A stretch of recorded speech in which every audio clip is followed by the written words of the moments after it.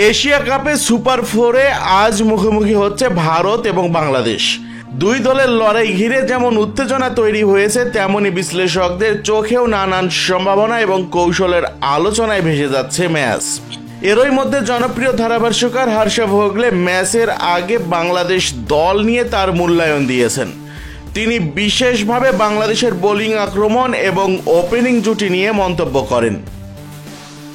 Asia কাপে super 4 পর্বে ভারত বাংলাদেশ ম্যাচের আগে বাংলাদেশ দল নিয়ে গুরুত্বপূর্ণ বিশ্লেষণ করেছেন জনপ্রিয় ধারাভাষ্যকার হর্ষ ভোগলে। তিনি বিশেষভাবে মোস্তাফিজুর রহমান এবং তানজিম হাসান সাকিবকে নিয়ে মতামত দিয়েছেন। সাইফ হাসান এবং তাওহিদ হৃদয়কেও প্রশংসায় ভাসিয়েছেন।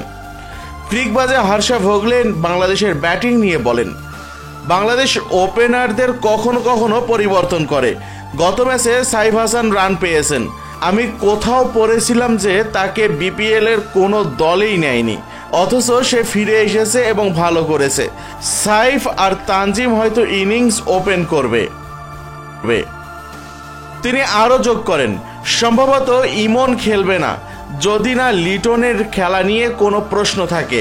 আর মিডল অর্ডারে হৃদয় 4 নম্বরে ভালো করছে, এটা তাদের জন্য বড় বিষয়। এখন তারা চাইবে বড় ম্যাচে সে যেন তার এই সম্ভাবনাকে পারফরমেন্সে রূপান্তর করতে পারে। বাংলাদেশের বোলিং আক্রমণ নিয়েও ভোগলের ছিল বিস্তারিত বিশ্লেষণ। বিশেষ করে মোস্তাফিজুর রহমানকে তিনি তুলে ধরেন মূল এক্স ফ্যাক্টর হিসাবে। হর্ষার ভাষ্য মতে, আমার কাছে প্লেয়ার টু ওয়াচ আউট হলেন মোস্তাফিজ, যদি পিচ ভালো থাকে, কারণ সে আবার ভালো বোলিং করতে শুরু করেছে।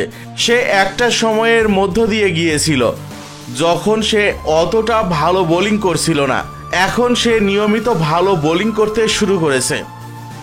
তানজিম হাসান সাকিবের প্রসঙ্গ টেনে ভোগলে আরও বলেন, তারা এই বলারকে দলে নিচ্ছে না যাকে আমি পছন্দ করি, তানজিম সাকিব। সে একজন ভালো বলার। তারা তানজিমকে দলে নিচ্ছে না কারণ তারা তাসকিন এবং অন্যদের কাছে ফিরে গেছে। তারা শরীফুলকে নিয়েছে, যার কিছুটা সুইংও আছে।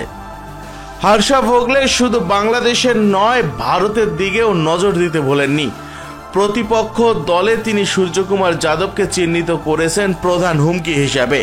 তার ভাষ্যমতে, ভারতের মধ্যে সূর্যকুমার যাদব আমার কাছে দেখার মতো প্লেয়ার। সে যে কোনো পরিস্থিতিতে ম্যাচের গতিপথ পাল্টে দিতে পারে।